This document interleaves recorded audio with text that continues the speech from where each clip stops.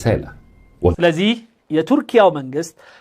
እንዲህ አይነቱ እንቅስቃሴ መልእክት ነው ለኛ رسائل الدبلوماسية ساعات بتبقى أهم من الاتفاقيات نفسها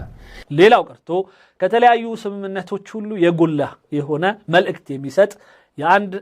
መሪ የሆነ ሀገርን መጎብኘት የሚለው ነው لأنه الرسالة بتقول مين أولويتك ومين محتاج لك ومين مستعد ምክንያቱም አንድን ሀገር ሄደህ ስትጎበኝ ማን ነው የኔ ግንባር ማን ነው የኔ አጋር ማን ነው የኔ ቅድመ እይታ የሚለውን ስለሚያሳይ إنه يديلك مساحة أكبر للحركة تركيا في اللحظة دي بتتحرك في منطقة القرن الإفريقي اللي تركيا በአሁኑ ሰዓት በአፍሪካ ቀንድ ላይ በሚበጃት መልኩ የተንቀሳቀሰች مسرح القرن الإفريقي هنا بيمثل عقدة مواصلات ما بين البحر الأحمر والمحيط الهندي ከቀይ ባህር ጋር የህንድ ውቅያኖስ ይጠራል ምክንያቱም የሁለቱን የሚያስተሳስር መንገድ ስላለ ما بين الخليج وشرق إفريقيا ከዛ ቀጥሎ ገልፍ አለ የአፍሪካው ምስራቅም አለ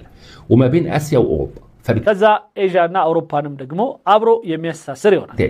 أي وجود تركي في إثيوبيا أو عبر إثيوبيا بيقربها خطوة من قلب المعادلة دي ይሄ ማለት ቱርኪያን ከኢትዮጵያ ጋራ ራሷን ማስገኘትና እዚህ ቦታ ላይ ኢትዮ ቱርኪ የሚባል ኃይልን መገንባት በአካባቢው ላይ ትልቅ ያደርጋታል إثيوبيا تحديدا مهمة لأنها دولة ምክንያቱም ኢትዮጵያ በጣም አሳሳቢ ወይም ወሳኝ የሆነች ሀገር ናት كبيرة سكانيا ምክንያቱም በህዝብ ብዛት በጣም ትልቅ ናት وعسكريا لكنها حبيسة እንደዚሁ በኃይልም ትልቅ ናት እና በስፋት እንደዚህ من بعد انفصال إريتريا ده مخلي ምንም እንኳን ኢትዮጵያ በዚህ ትልቅነቷ ከኤርትራ በገንጠል ጋራ አብሮ ያጣች የሆነ የባህር በር ቢያሳስባትምና እሱ ዋና ጉዳዩ ቢሆንም مسألة الوصول للبحر هاجس استراتيجي عندها ስለዚህ ኢትዮጵያ ማለት በአሁኑ ሰዓት ወደ ባህር መውጣት የመጨረሻ ወሳኝ ጉዳዩ አድርጋ ይዘዋለች تركيا ترتيبات تانية بتطبخ بعيد عنها ሌላው የሶማሊያና የኢትዮጵያን ሂደት አሁንም ከተጀመረው አንግል ማስጨረስ ወይስ ደግሞ ሌላ የኢትዮጵያን አማራጭን ደግሞ በማስተካከል ረገድ የሚደረግ ሌላ ጥብስ አለ نروح بقى لإثيوبيا نفسها ونفهم هي بتفكر ازاي እና ኢትዮጵያን ነው መጀመሪያ ማየት ያለብን እንዴት ታስባለች انه أديس أبابا مش قاعدة تستقبل ضيوف وخلاص هي بتمارس لعبة توازن دقيقة جدا ኢትዮጵያ በዚህ ሁሉ እንቅስቃሴዎች እንግዶች ብቻ እየተቀበለች የምትሸኝበት ሁኔታ እንዳልሆነ ግልጽ ነው إثيوبيا دولة عندها طموح إقليمي واضح ኢትዮጵያ በአካባቢው ላይ ትልቅ የሆነ ጥማት አላት የተለያዩ እንቅስቃሴዎች አሉ وقيادتها بتتكلم بصراحة عن حقها في الوصول للبحر አንደኛውና የመጀመሪያው የባህር በር ማግኘት መብቴ ነው ብላ የምታደርገው እንቅስቃሴ ነው وعن ضرورة تأمين مصالحها الاستراتيجية በዚህም ስትራቴጂያዊ የሆነ ደህንነቷን የማስከበር ስትራቴጂ ከባህር አንጻር እየሄደች ነው ده بيخليها دايما بتدور على شراكات توفر لها دعم سياسي واقتصادي وأمني ስለዚህም ማንኛውም ሽርክናዋ በአሁኑ ሰዓት ሲታይ ይህንን ስትራቴጂዋን ሊያሳካላት የሚችል እንደሆነ አይታበልም علاقتها بالإمارات خلال السنين اللي فاتت እስከዛሬ ድረስ ከኢማራት ጋር ለብዙ ዓመታት የሄደችበት ርቀት ጠቅሞታል شهدت تقارب واضح سواء في استثمارات أو دعم በጣም ትልቅ የሆነ የልማት ሂደቶቿ ላይ ሰፊ የሆነ ስራ ተሰርቶላታል سياسي في أوقات حرجة በተለያዩ የወደብ ስራዎች ላይ አግዛታለች በተለያዩ ከባድ የሆኑ ወጥንቅጥ የሆኑ ጦርነቶቿ ላይ ገዛ አግኝታባታለች حتى دعم عسكري أثناء حرب تجري ሌላው ቀርቶ ከትግራይ አካባቢ ላይ የነበረው የሰላም ማስከበሩ ወይም የማዕከላዊና ማጽያኑ ጦርነት ላይ ትልቅ እገዛ አድርጋለች إسرائيل لها حضور أمني وتقني معروف جدا في شرق إفريقيا እንደዚሁም እስራኤልም በዚህ በአፍሪካ ቀንድና በመካከለኛው ምስራቅ ላይ ያላትን ትልቅ የሆነ አቅም ይዛ እንደገና ከኢትዮጵያ ጋር جدا في إثيوبيا وبالتالي إثيوبيا بالفعل هي جزء من شبكة مصالح معقدة ስለዚህ ኢትዮጵያ ማለት የሁሉም ጥቅሞች መጋጠሚያ መንታ ቦታ ላይ ያለች ሀገር ናት ولكن في نفس الوقت هي محتاجة تنوع علاقاتها علشان ما تبقاش رهينة المحور واحد ስለዚህ ኢትዮጵያ አንዱን ብቻ ይዛ መሄዱ አይበጃትም ስለዚህ ያላት እድል ከሁሉም እንዴት አመዛዝና ጥቅሞችን ማግኘት አለብኝ የሚለው ፖይንት ላይ ናት كل تركيا على الخط بيدي إثيوبيا فرصة تفاوض أعلى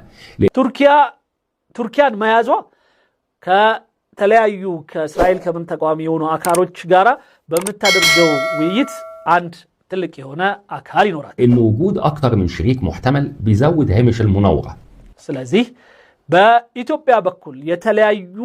ሐሳቦች ያላቸውና የተለያዩ ጥማቶች ያሏቸውን አካል እኩል ለማስተናገድ በመታደርግበት ሂደት ውስጥ የመደራደር አቅሟንም በዛው ልክ ከፍ ያደርገዋል በዚህ ያለች ولو في اتهامات فعلا عن وجود معسكرات تدريب تبع القوات الدعم السريع السودانية داخل كسودان ጋር የተያዘ ፋይሏን በጣም በጥንቃቄ እንደምትይዘው ይታያል لانه ده معناه انه الازمه السودانيه بتتمدد اقليميا ምክንያቱም የሱዳን ጦርነት ልቅ ከሆነ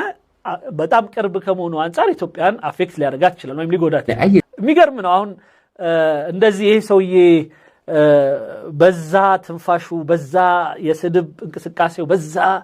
በሚሰጣቸው በጣም ሰቂቅ የሆኑ ርዕሶችና ጽያፍ የሆኑ እንትኖቹ ከዛ ወጥቶ እንዲቀስቅስ ብሎ የኢትዮጵያ ተንታኝ መስሎ መቅረቡ በጣም አስገርሞኛል هنا بقى وجود تركيا ممكن يستخدم كغطاء توازن أو ስለዚህ